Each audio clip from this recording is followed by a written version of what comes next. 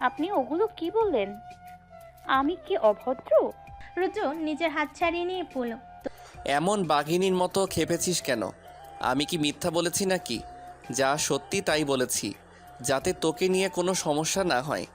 আমি তো আর সবসময় এসে পাহারা দিতে পারবো না তোকে। কার না কার সাথে ঝগড়া লেগে যাবি।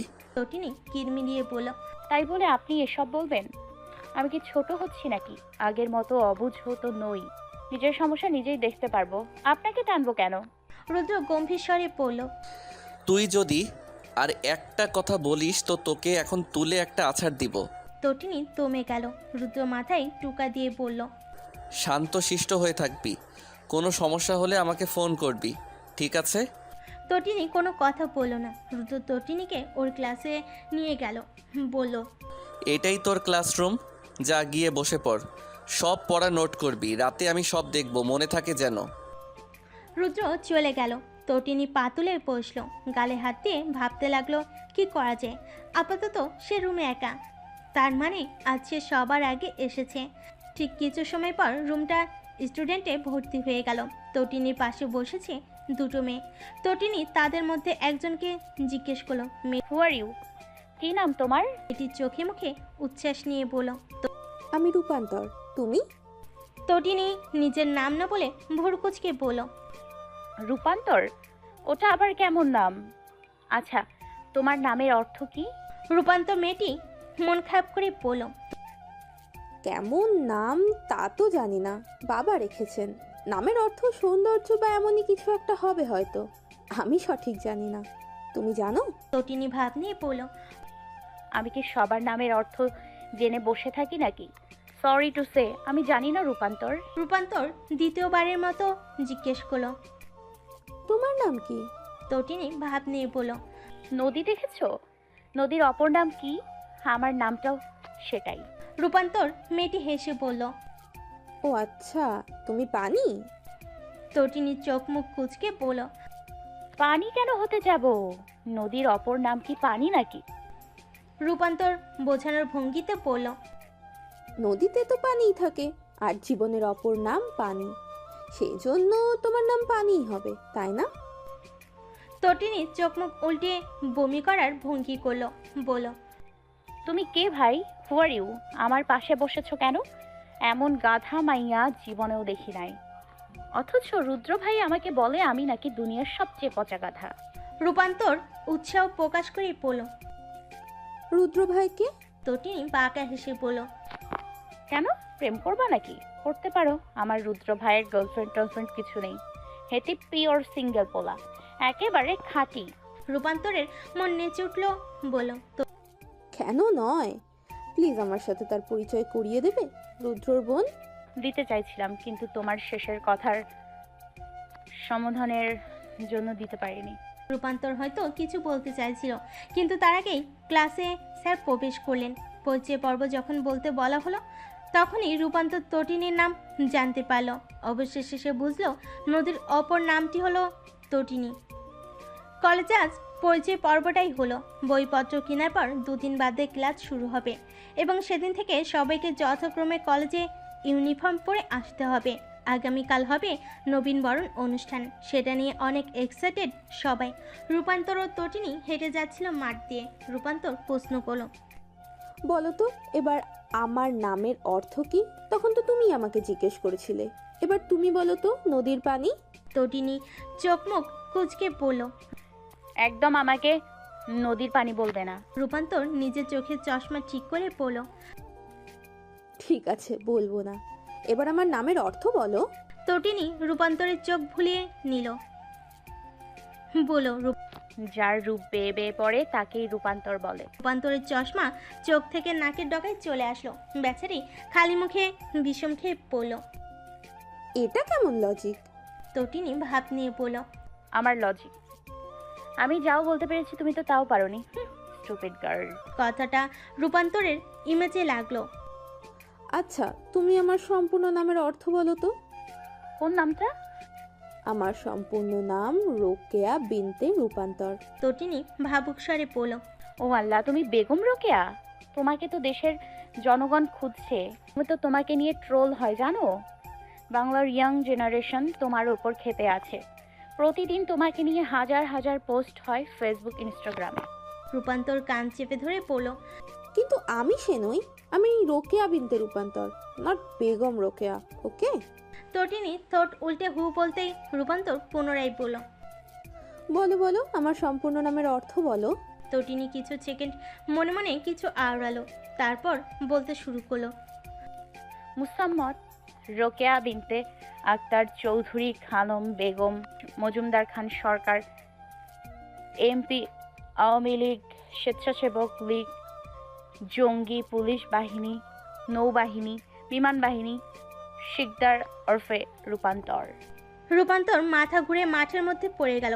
তটিনী তড়িৎ গতিতে বসে পড়ল মাঠে। রূপান্তর তখন নিবিড় চোখে চেয়ে আছে। তটিনী কাদো কাদো মুখ করে পড়ল। ফাঁসিয়ে দিচ্ছ ভাই। রুদ্র ভাই জানলে আমার খবর করে দেবে। তুমি প্লিজ এখানে অজ্ঞান হয়েও না রূপান্তর। তোমার বাসাতে সারাদিন অজ্ঞান হয়ে পড়ে থাকো, আমি কিচ্ছু বলবো না, কিন্তু এখানে না প্লিজ। রূপান্তর আস্তে করে পড়ল। পানি খাওয়াবে প্লিজ? তটিনী নিজের ব্যাগ থেকে বোতল বের করলো। ততক্ষণে কয়েকজন এসে ভিড় করে দাঁড়িয়ে পড়েছে। পানি খেয়ে রূপান্তর ধীরে সুস্থে উঠে বসলো। তারপর সবার দিকে তাকিয়ে বলল। কি চাই এখানে তোমাদের? সার্কাস চলছে নাকি? সবাই চেলে যেতে লাগলো। রূপান্তর তটিনীর কাঁধে হাত রেখে বলল। আবে তটিনী, ওঠা আমাকে। তটিনী ভুরুকুচকে তাকিয়ে বলল। তোমার কথার সুর চেঞ্জ হলো কেন? তুই বলছো কেন? আপনি বলবা। বাপমা সম্মান করতে শেখায়নি তোমাকে? রূপান্তর হেসে বলল। আর একটা কথা বলবি তো লাথি মেরে উগানটা পাঠাবো। তটিনী, কিসের আপনি? হ্যাঁ, আমরা আজ থেকে বন্ধু, ওকে? তটিনী অবাক হয়ে বলল। মাথা ঘুরে পড়ে তুমি স্মৃতি হারালে নাকি গো? তোমার নাম তোমার মনে আছে তো? বলো তো তোমার নাম কি বাচ্চা? রূপান্তর শরীর দুলিয়ে হাসলো, বলল। আমি হলাম বাংলার বিখ্যাত বেগম রোকেয়া, যাকে নিয়ে প্রতিনিয়ত সব জায়গায় কথাবার্তা হয়। আমি একজন সেলিব্রিটি উইমেন, বুঝলি? আর তাছাড়াও আমি আওয়ামী লীগ, বিএমপি, স্বেচ্ছাসেবক লীগ, সাথে সেনাবাহিনী, নৌবাহিনী ও বিমান বাহিনী। আমি রূপান্তর, যার রূপ বেয়ে বেয়ে পড়ে। তটিনীর এবার নিজেরই মাথা ঘুরাতে লাগলো। রূপান্তরের মুখ চেপে ধরে পড়ল। ক্ষমা দে মা, আর না। রূপান্তর কিটকিটিয়ে হেসে পড়ল। এবার তো টেনে তোল। তটিনী উঠে দাঁড়ালো, বলল। তোমার দাঁত খুব সুন্দর। কি দিয়ে ব্রাশ করো? মানে কি টুথপেস্ট? রূপান্তর প্রথমে একটা লাফ দিল, তারপর বলল। যেটা দিয়ে ব্রাশ করলে কাছে আসা যায় সেটা। তটিনী কোমরের হাত রেখে পড়ল। তুমি এমন করছো কেন? জানি না, আমার তোমাকে ভালো লেগেছে। তুমি আমার বন্ধু হবে? কিন্তু আমি তো পাগল। রূপান্তর শরীর দুলিয়ে হাসলো, বলল। পাগল কখনোই নিজেকে পাগল বলে না। তুমি পাগল হও বা ভালো হও, তাতে আমার কিছু যায় আসে না। আমি শুধু তোমাকে বন্ধু বানাতে চাই, জন্ম জন্মান্তরের বন্ধু। তুমি আমার বন্ধুর আশায় পড়েছো। তটিনী মাথা নাড়িয়ে না করলো। তুই আমার বন্ধু হবি, একেবারে সারা জীবনের বন্ধু। মরে গেলেও যে বন্ধু থেকে যায় সেই বন্ধু। জানিস, আমার না কোনো প্রাণের বন্ধু নেই। জীবনে একজন বন্ধু থাকা খুব দরকার, যাকে প্রাণ খুলে সব বলা যায়। বলো তো এটা কোন বইয়ের উক্তি? তটিনী ফ্যাল করে তাকিয়ে বলল। জানি না। রূপান্তর নিজের ব্যাগ থেকে একটি বই বের করলো, সেটা তটিনীর দিকে বাড়িয়ে দিয়ে বলল। এই বইটা আমি তোকে দিলাম, তুই এটা পড়বি। তারপর তোর যদি ইচ্ছে হয় আমার বন্ধু হতে, তো তুই এটা তোর কাছে রেখে দিবি। যদি না ইচ্ছে হয় তো আমাকে দিয়ে দিস। তটিনী অবাক চোখে তাকালো, বলল। কি আছে এই বই? পড়লে বুঝতে পারবি। জাফর ইকবাল স্যারের বই। হুমায়ুন আহমেদ ভাই যে? হ্যাঁ, তিনি। তটিনী বইটা ব্যাগে রেখে পড়ল। ঠিক আছে, পড়বো। রূপান্তর আকাশের দিকে তাকিয়ে দীর্ঘশ্বাস ছেড়ে পড়ল। আগামীকাল তো নবীন বরণ, কি পরে আসবি? তটিনী ঠোঁট উল্টে পড়ল। কি আবার, যা পড়ে আসি তাই পড়বো। রূপান্তর তটিনীর হাত ধরলো, বলল। তোকে আমার বন্ধু বানাতে ইচ্ছে করছে। আমার মনে হচ্ছে তোকে বন্ধু বানালে আমি ঠকবো না। জীবনে একজন সত্যিকারের বন্ধুর সত্যিই দরকার রে তটিনী। আমি তোর উত্তরের অপেক্ষা করব। আগামীকাল দেখা হবে, আসছি কেমন? রূপান্তর গেট দিয়ে বের হয়ে গেল। তটিনী অবাক হয়ে তাকিয়ে রইল সেদিকে। তার বন্ধু বলতে ললিতা, যার সাথে সে স্কুলে যেত। কিন্তু ললিতা কখনো তাকে এত ইম্পর্টেন্স দেয়নি, কখনো হাত ধরে এভাবে বলেনি তুই আমার প্রাণের বন্ধু হবি তটিনী, কখনো বলেনি ললিতা। বং তটিনীকে মাঝে মধ্যে অন্য সব ক্লাসমেটদের সাথে মিলে কথা শোনাতো, এক এক সময় এক একজনের দলে থাকতো। জীবনের এই পর্যায়ে এসে তটিনীর মনে হলো সে হয়তো এবার সত্যিকারের বন্ধুর স্বাদ পেতে চলেছে, সে হবে তার জীবন মরণের বন্ধু। রিকশাতে চেপে বসলো তটিনী, তার পেট ঘুরঘুর শব্দ করছে মাঝে মধ্যে, পেটে খিদে পেয়েছে অনেক। রিকশাওয়ালাকে বলল, তাড়াতাড়ি চালান কাকু, আমার পেটে ইঁদুর দৌড়াচ্ছে। রিকশাওয়ালা বিরক্ত হলেন, কারণ এই নিয়ে তটিনী 5 বারের মতো একই কথা বলেছে। তার ঠিক 2 মিনিট পর তটিনী বলল, আর কতক্ষণ কাকু? রিকশাওয়ালা নিজের পান খাওয়া লাল দাঁত বের করে হেসে বলেন, মা কি শুধু হাতে পায়ে বড় হয়েছে নেই, বাপ মা একা সারলো কেন তাইলে? তটিনী খিদে ভুলে ফ্যালফ্যাল করে তাকিয়ে রইল। রাগ হলো প্রচণ্ড। বাপ মা একা ছাড়ছে কারণ তারা জানে আমি একা চলতে পারি। আন্নারে ভালো মানুষ মনে কইরা মনের কথা কইছিলাম, এর লাইগা আপনি এমনে কইবেন? রিকশাওয়ালা হয়তো দুঃখিত হলেন, বললেন, ও আচ্ছা, সরি গো মা, তোমার বাসাতে আয়া পড়ছি, নামো।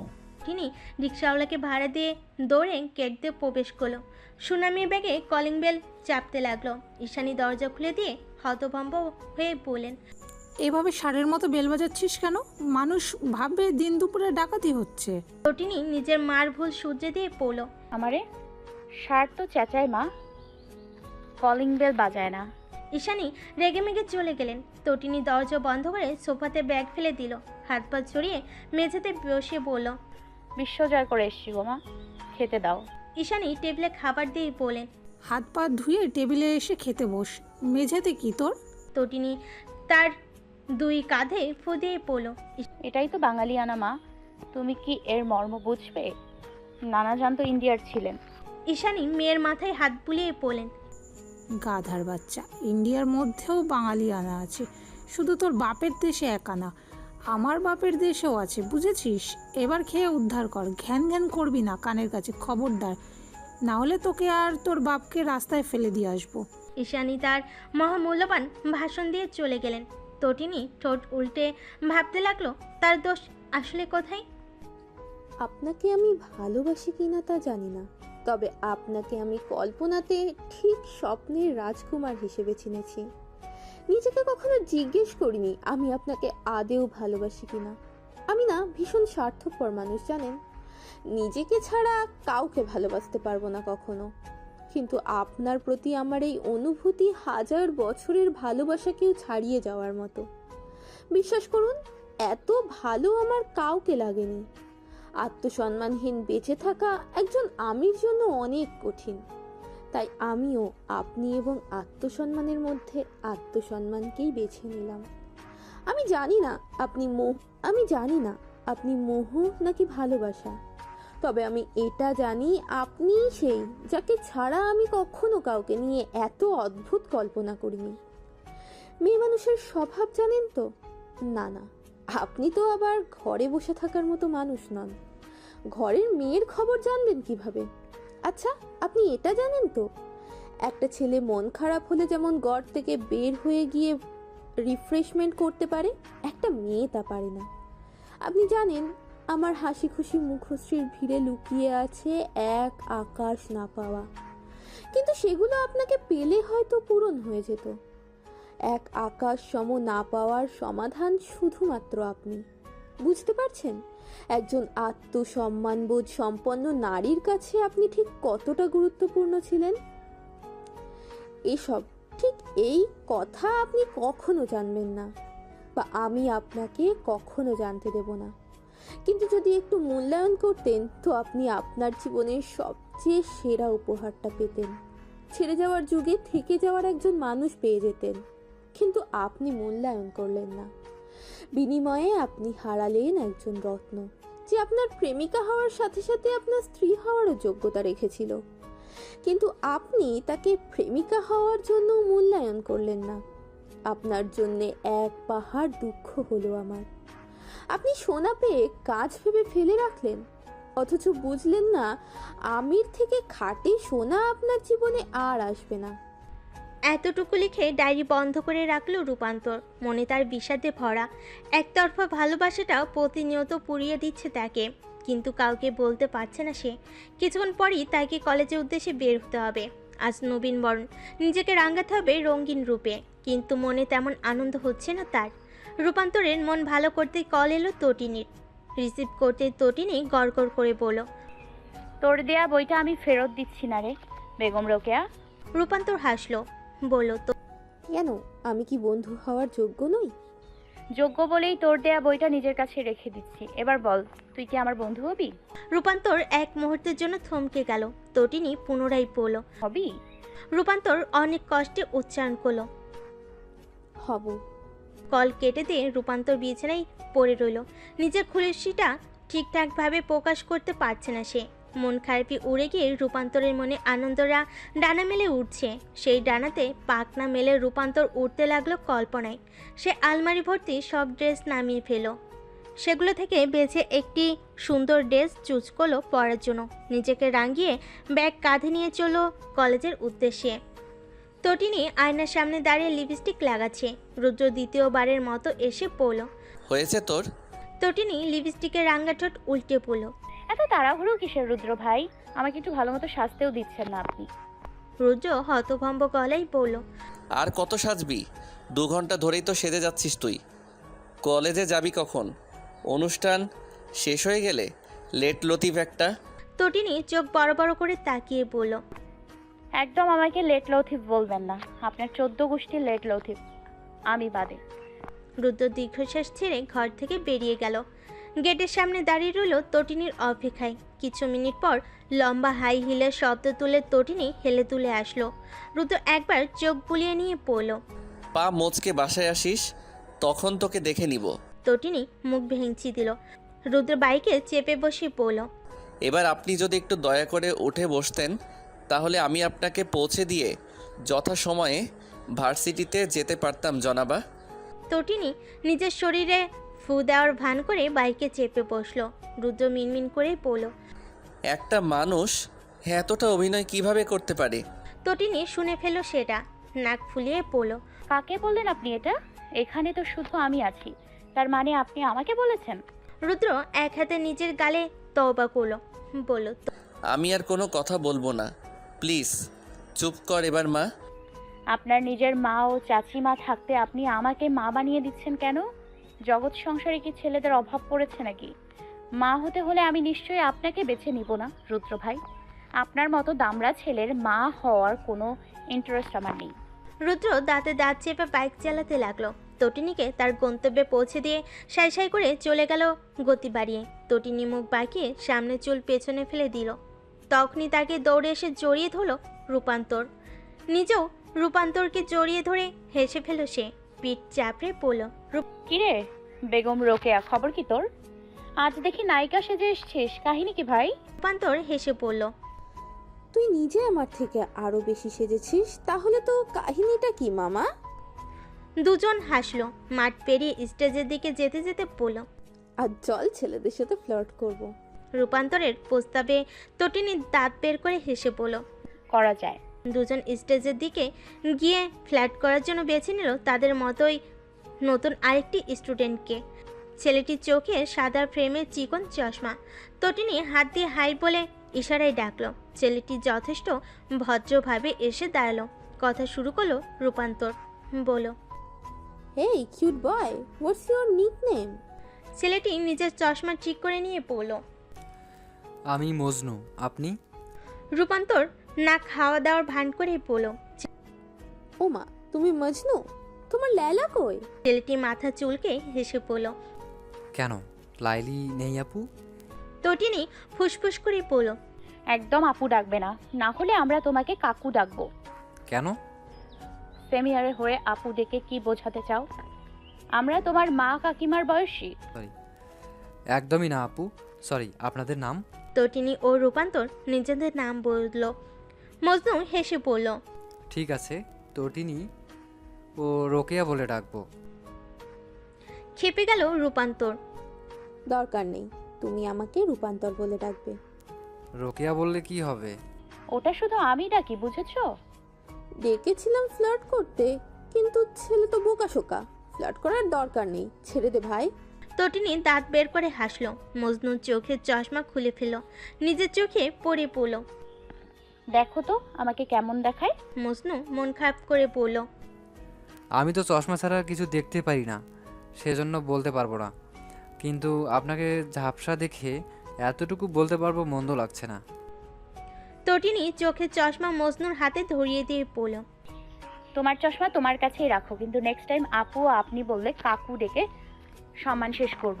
তটিনী ও রূপান্তর মুখ বাঁকিয়ে চলে গেল স্টেজের দিকে।